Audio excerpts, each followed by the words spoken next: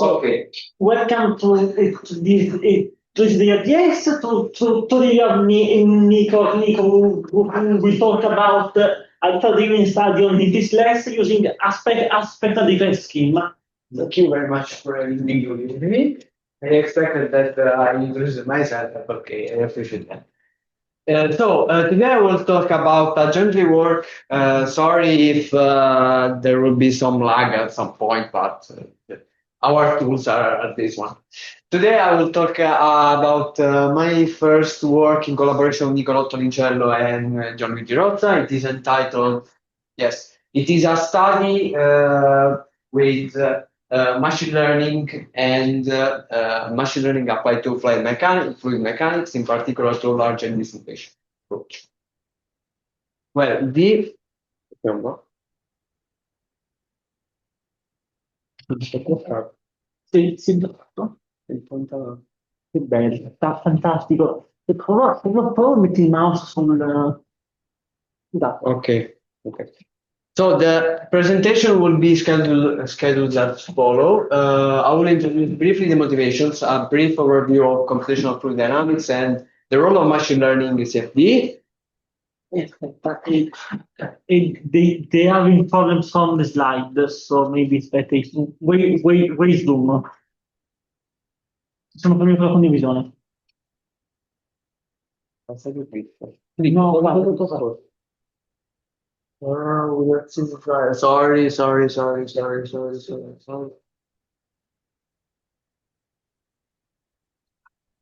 Mi interrompe la condivisione e fare... Ma non me lo fa fare.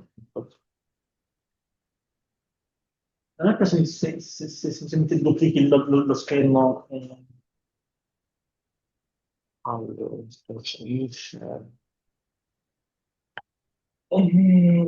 vedi perché ce ne sono uno, allora fai una cosa, duplicchi lo schermo, facile. Si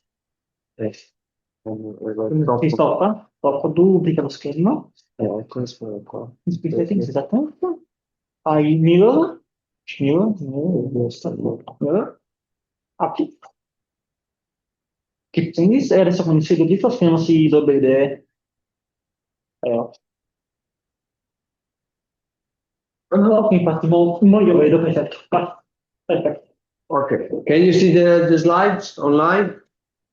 They can, I cannot bring me so. Okay, so as I told you, I will introduce briefly CFD, computational fluid dynamics, and some the role of machine learning. Then, yes, okay, you're right.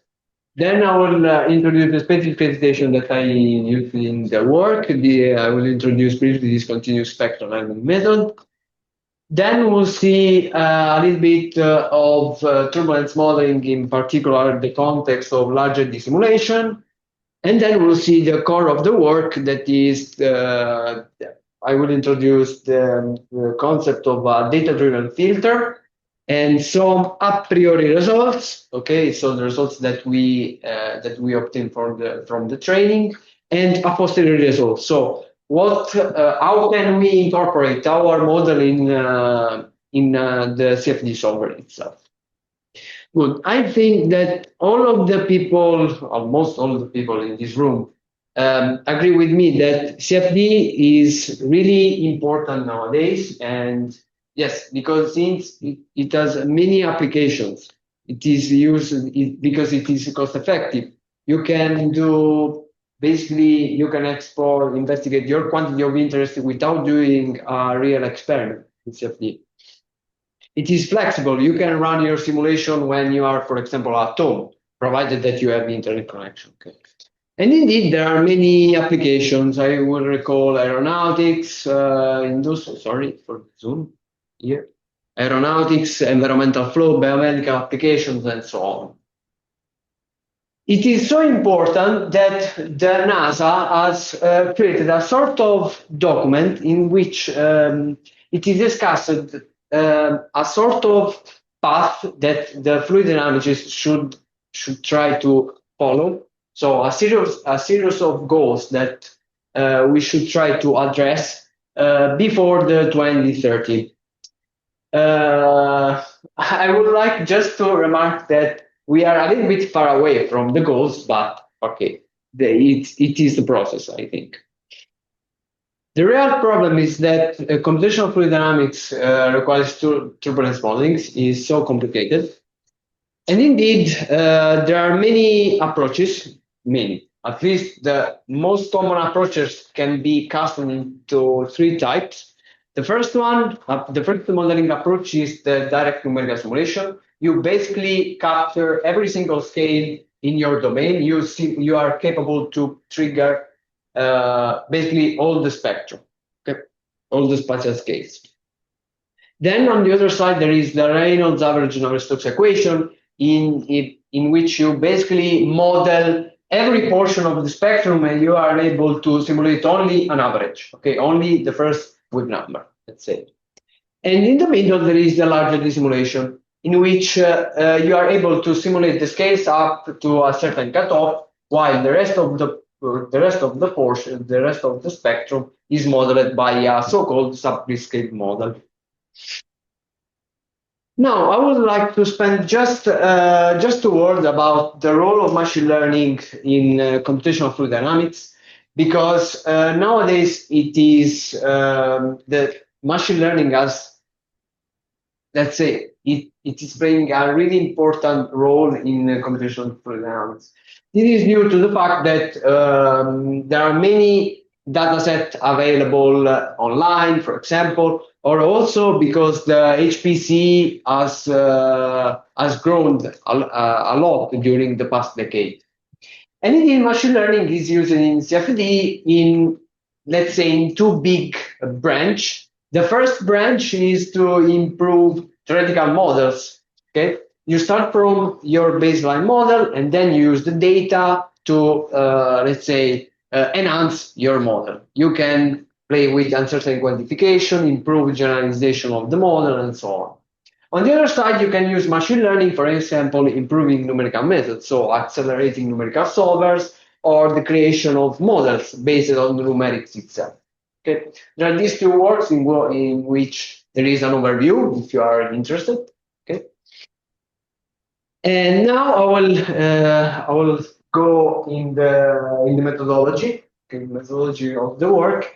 I will introduce briefly the discontinuous spectral element method, but before that, I will just discuss that there are many space discretization approaches that you can employ. The first one, the most common, the most ancient, I think, is the finite difference approach, in which your degrees of freedom are stored inside points that you can imagine stored in your domain. And each point is related to the neighbor one by a computational molecule. Here, the computational molecule is just with 1 degree of freedom per edge. Then there is the finite volume approach, the collocated finite volume approach, in which your DOF are stored inside the center, I imagine at cell center of the domain. And then there are the spectral method. There is the spectral method approach, in which your bases are global, so each degrees of freedom communicate with each other in each direction. So the bases are global. Instead, this continuous spectral element method is, let's say, a fusion, let's say, between the finite volume approach and the spectral method. In particular, you have many degrees of freedom in your cell, and the solution is discontinuous across each element at the end. So the paradigm is think locally, globally, so construct a global solution by acting locally in each element at the end. So, and now I will spend 2 words about Large-Eddy simulation. Large-Eddy simulation is one of the turbulence modeling approach, and it is nothing more for who is not an expert of a coarse-grained representation of DNS. So you can think that is a ROM, a reduced order model of a DNS. And how can you obtain a coarse-grained representation of DNS? There are 2 ways, let's say. The first way is to perform a direct numerical simulation. Okay, so you have to to apply a really fine discretization both in space and time. Then you simulate you obtain the snapshot from the NS, and then you apply a filter, and you obtain, okay, you apply an explicit filter, and you obtain a filter solution. This process is like applying a filter to a peak, an image at the end, because the filter could be seen as a convolutional operator. On the other side, you can obtain a cursor representation of the direct numerical simulation, a cursor representation on a large-eddy simulation, by doing your simulation on a cursor grid and cursor, of course, time step, with your equation itself. And basically here you have two approaches for doing that. The first approach is to perform a so-called ILES, Implicit Large-Eddy Simulation. Here, the spectrum that you are not simulating, so the modeled portion of the spectrum is modeled by the numerics itself. So it is the numerical scheme that dictates the numerical dissipation, for example, and you model the subgrid scales. On the other side, there is the explicit large-eddy simulation, in which you augment your equations with a subgrid scale model. You add basically an operator, let's say, to your equation. The question that has motivated our work was, are we able to compress, okay, in either case, the first thing, in either case, you obtain a large-eddy simulation, both in the first approach and also in the second approach. The question that has motivated our work was, are we able to compress the effect of the numerics here such that we mimic, such that we construct an explicit filter? So at the end, we want to obtain an operator, F, an explicit operator, such that we mimic the effect of the numerics. This is the core of the work. This is the goal, let's say. Before proceeding, I would like to spend 2 words that this problem is really complicated. Why? Because in large-eddy simulation, there are two schools of thought, let's say. There is who think that the large-eddy simulation should be physics-based. So, for example, your model should be constructed based entirely on the physics. Let's think, for example, to the Smagorinsky model. Okay, it is constructed basically on physical consideration. On the other side, you can construct your model based on the numerics, and this is done most of the time relying on simple space discretization, finite volumes. I don't want to see the people that do that, but so what is the real answer? What is the best approach? Well, the answer is do not take pairs from unknown people, for sure. Why? Because the problem is rather complicated. Because if you construct your model based on the physics, then you will pollute your numerics. Okay? Vice versa, if you construct your model on the numerics, you will pollute the physics because you cannot simulate the scales that you want to have in your domain. So the problem is rather complicated. Okay. So now I will go deeply in the methodology of the work. So basically, the goal, our dream is to obtain this operator F, this explicit filter, such that we recover the implicit large-eddy simulation snapshot, let's say. So we can think, okay, I can think that this bar has stressed me a lot. Sorry for that. Okay. We could think that this operator is a composition of basics filter here. This is our ansatz. And in particular, since we want to avoid to complicate our life, we suppose that this composition is linear. Linear in a sense that we want to obtain the weights of basics filter. We suppose that this composition is a linear combination of basics filter that we take from the literature, where we learn theta from training a neural network. Okay. And you can see here a beautiful pic provided by my co-advisor Nicola. Here you basically use your data. I recall you that I'm using this continuous spectral method. So I map the solution points inside each element of the direct numerical simulation to the solution points of an implicit Large-Eddy simulation. Here. And I map that with a convolutional neural network that allows us to obtain these linear weights at the end. And since we are dealing again with this continuous spectral element method, we suppose that these filters are only filters that act locally in each element, so we can export that a posteriori, as we will see. And these filters are filters in Legendre space at the end. So at the end, we obtain that our filter is this one. We construct this filter. It is supported here only in 1D for the sake of simplicity. But at the end, we obtain this sigma that are damping coefficients for each polynomial basis of the Legendre space at the end.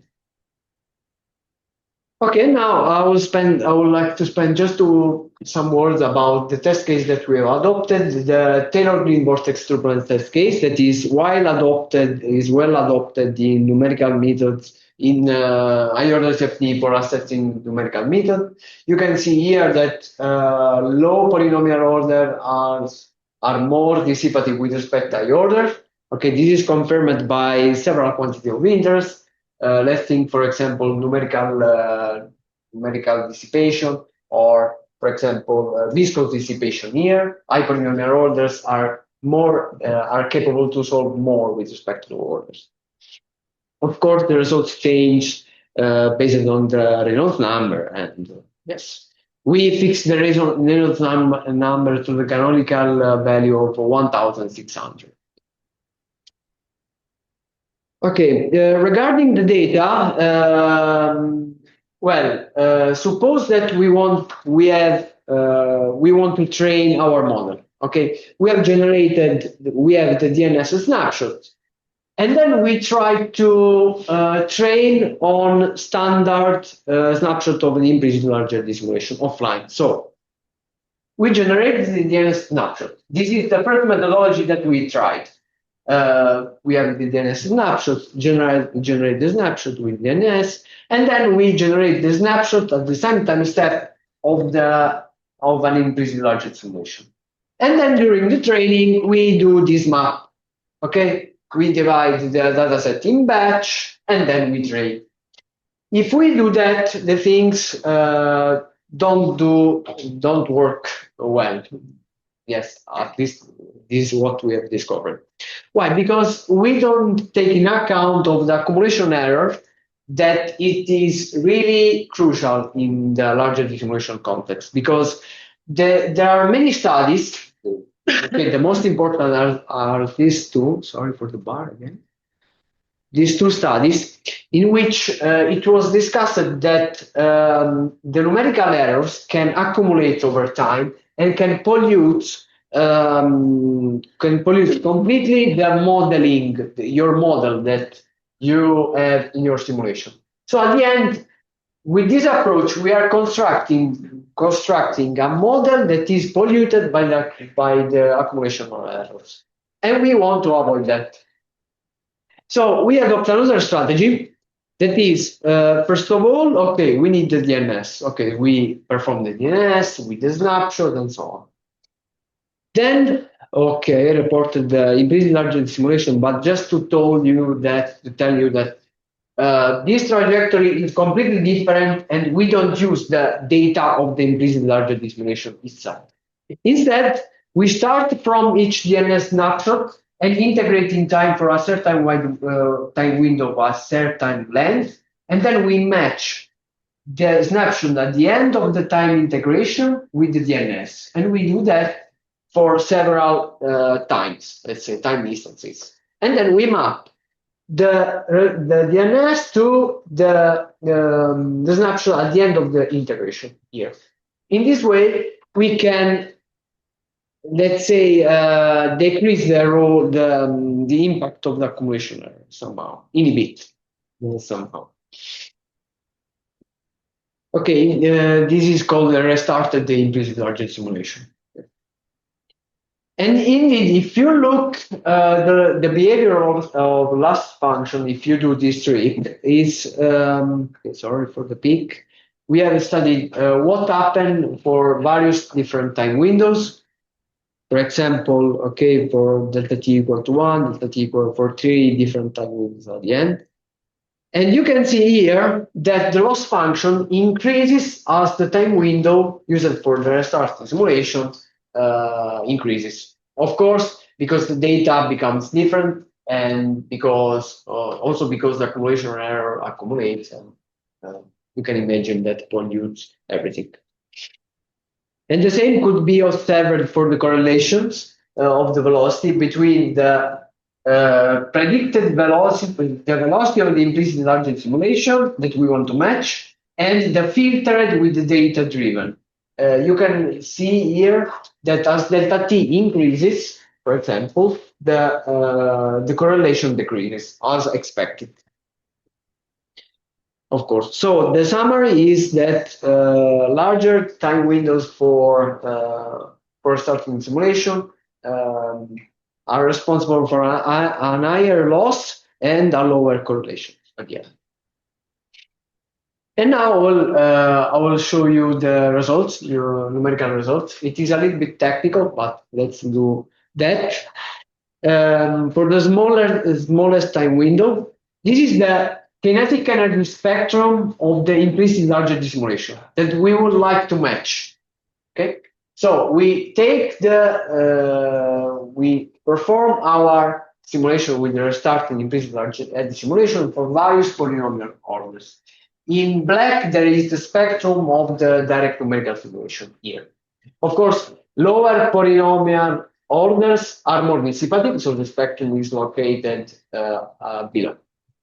And this is the spectrum obtained by the filtered DNS with the data-driven filtered train, with the trained data-driven here. You can see there is overall a good matching. Of course, the differences between high polynomial orders are not captured very well, but because you need a lot of details you need to capture many details in this scenario. And the net a little bit struggles. Not only the net, but also I think the model itself adopted. So it is challenging for the net to capture all these details. And you can see here the damping coefficient behavior. Okay, this is technical, but at the end, you should keep in mind that low polynomial order are more dissipative, so you expect a curve that that decreases more with respect to high orders. Okay, and this is what happened here. Okay, of course, as I told you, there are difficulties in differentiating high polynomial orders from the spectrum, but it is expected. Since high orders carry more details and more non-linearities, that is difficult to trigger.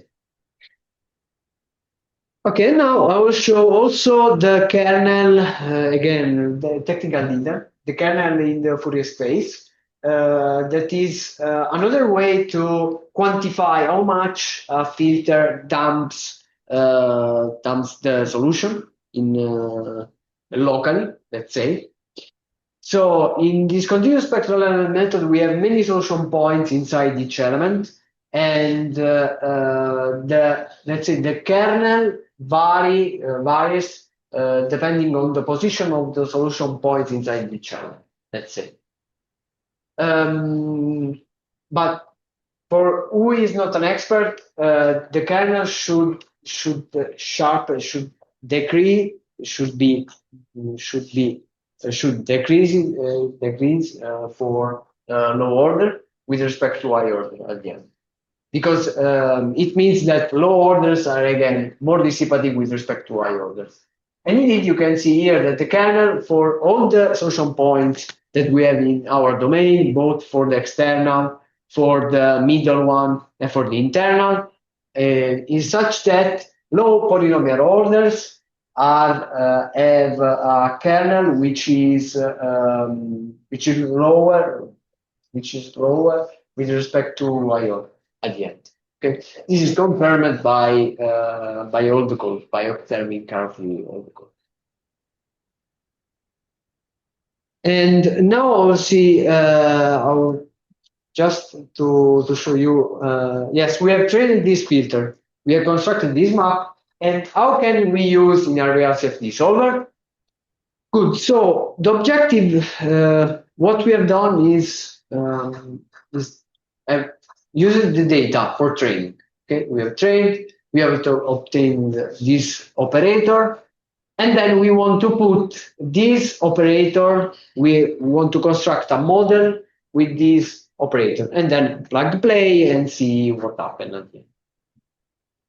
There are many approaches in order to incorporate the model in the solver. The first approach is the construction of a scale similarity model. Okay. The second one, dynamic procedures, or also filter nonlinear terms. Okay, in which your nonlinear terms or Navier-Stokes equations are filtered by the filter itself. Okay. The approach that we have followed is the first one, is the construction of a scale similarity model. And in this scenario, the filter is used as a test filter, such that we can separate the scales in order to achieve a good separation of scales. And so at the end, for is not an expert, we augment our equation with an operator, in which this operator is constructed by the filtered velocity with our filter. So we train with our filter, we filter the velocity at each time step, and we incorporate this operator in our solver. Again, nothing more. You can see the result to a posteriori to another Reynolds number, 5,000. And you can see here that all the filters that we have trained a priori are stable here, P3, P4, P5, and compares, let's say, well with the filtered DNS. Okay, this is confirmed here by the viscous dissipation. Okay, the filtered one with a spectral filter is with square lines, okay? Square dot, while the filter one, while the simulation obtained with the filtered with data-driven filters are the continuous curve. Okay, the result matches, so quite normal. These are a little bit of details. And we have compared the results with standard filters in order to see if what are the advantages. Well, there are some differences with the Gaussian, while instead our filter it is close to the result obtained by the modal filter here. Modal filter that is Chan column. It is expected because at the end we end up with a modal filter constructed with data. So at the end, these are my conclusions. We have seen, we have performed some a priori analysis.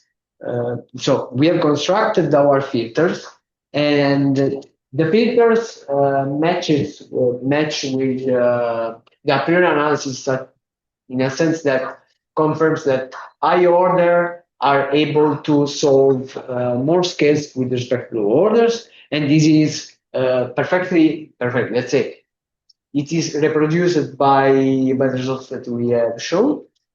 And then now I shown a scale similarity formulation that is stable for various polynomial orders. And then, as a future direction, it could be interesting to apply the filter of course, retrain, also apply the standard filters that we have trained to turbulent channel flows or more test case that are more challenging, I think, periodic keys and so on. It could be interesting also to construct models by this filter and apply these filters to, for example, dynamic procedures or others modeling strategies, for example, dynamic or others. So I am finished. If you have questions or if you are interested, here part of the QR, you can see the presentation. Thank you.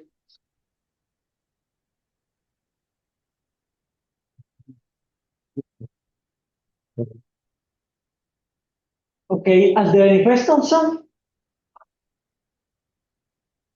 Thank you, Nico. Was very nice.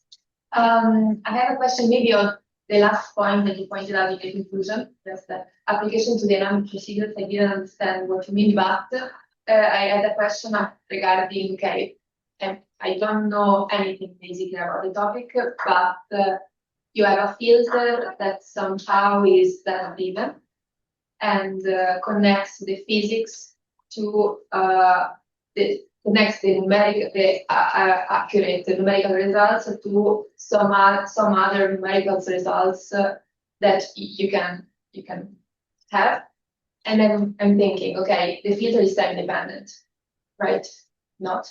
It's not time dependent. What do you mean? It changes with time. It doesn't evolution.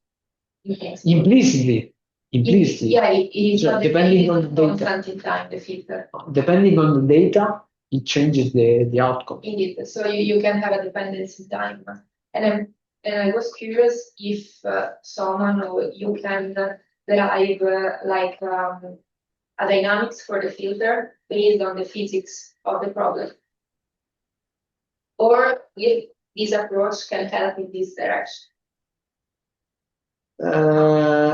Your question is rather complicated, but the fact is that the filter is trained on some data such that these data are time dependent, yes. First of course. So it is expected that if you change the data in input, the filter adapts. Yeah. Again. Okay. So I don't think that the filter could be seen explicitly dependent by time. But implicitly, yes, because if you change the data, yes. Yeah, I think yes, and indeed maybe one. I don't know if one can have like a PDE or an ODE that evolves the filter in time, and maybe you can learn this kind of PDE.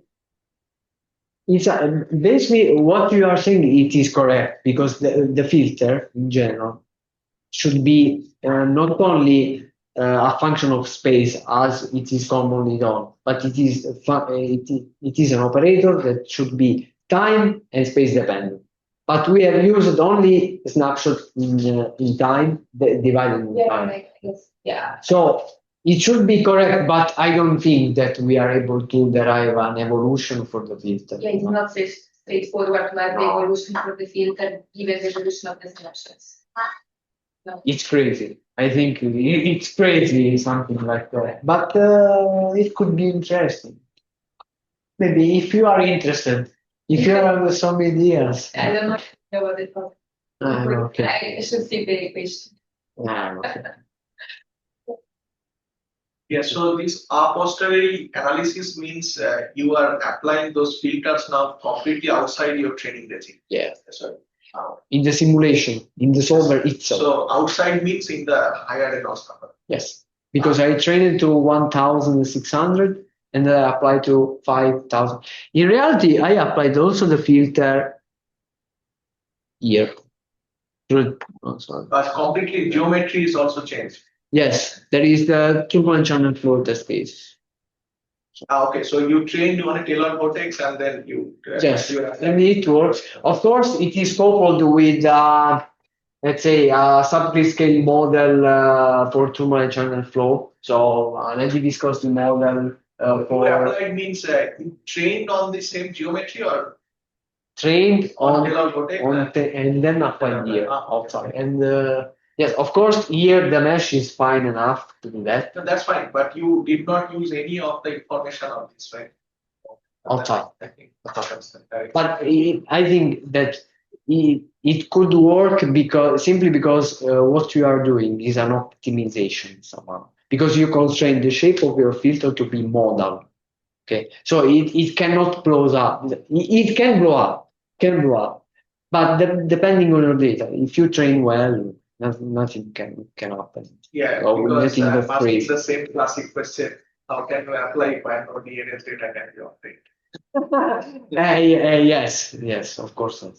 And probably some integrated experimental properties I have, some frequency or some other. But if your Large-Eddy simulation is, if your grid of the LES is fine enough, the scales, the differences of scales between a DNS and the Large-Eddy simulation is not so much. So you can take the filter and use the filter in a scale similarity context. Scale similarity means that you are not far away from a DNS. And this is the motivation why I constructed this model. So the scale similarity for this. Just for that. Do you have a question? Also, could you ask please? Also on the first slide, no. Okay, so I think that we can thank Nicola.